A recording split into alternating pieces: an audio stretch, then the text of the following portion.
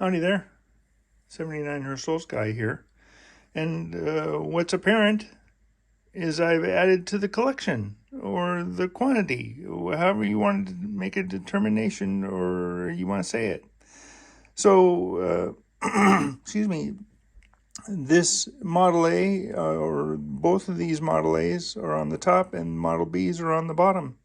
And this one you've seen before. I want to say these two you've seen before because I've done videos. And these are new to the stable / collection. They're all 20 caliber, obviously, and they're all Sheridans, but they're Model A and Model B.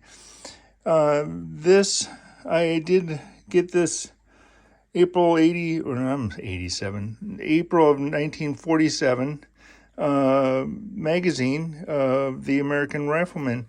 And it does have information about the new, quote-unquote, Model A that's coming out. And I figured I would show this to you. So it's a reference if you need to use it or want to use it. And the compression and the pumps, etc. It's just a neat piece to have, I think. And it adds information that I didn't have necessarily. I know these were made around.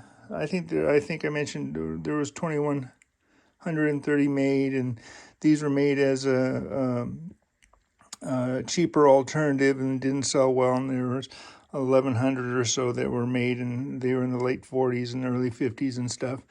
I was looking for differences, and I really can't find any. This one is serial number 1825. This one is serial number 1497, and the Model Bs don't have any serial numbers whatsoever. The only difference, which I believe is original paint, is one has a flatter paint. And obviously in this one here, you can see it is a glossier paint.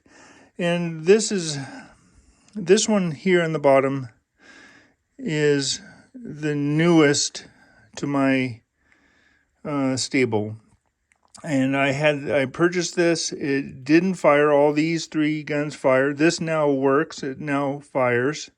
But unbeknownst to me, you'll see a little solder work done.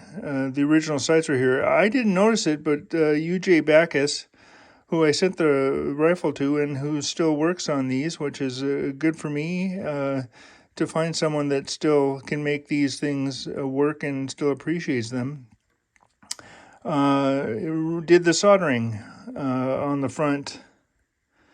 And he's the one that called me up and told me that it didn't need to, quote unquote, be, but the soldering, the joints had come loose.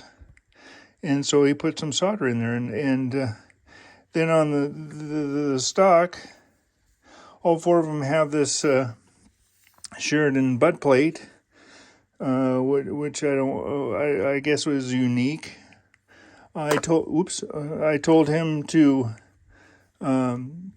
he'll do restoration if he were so inclined, but to redo this so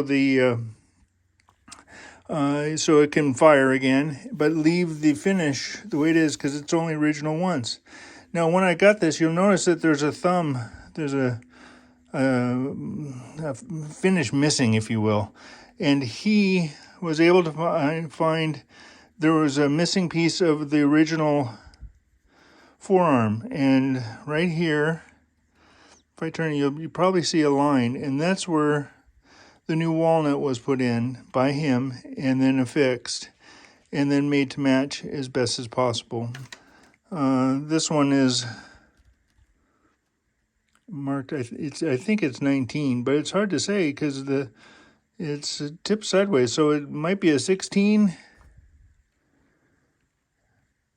And it's marked the same way over here. It's either a 9 or a 6, but 19 or 16. But you can see the same finishes on the bottom. But shout out to UJ Backus down south with me for getting this thing firing again and working and salvaging it, if you will. So it's not just a wall piece, but it will shoot. Like I said, all four of them do shoot.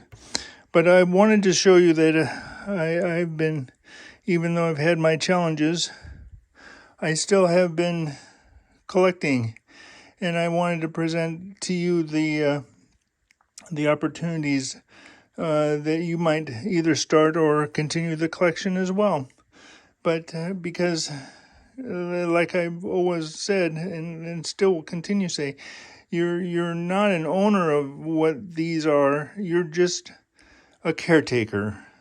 Thank you so much for taking a look at these air rifles with me.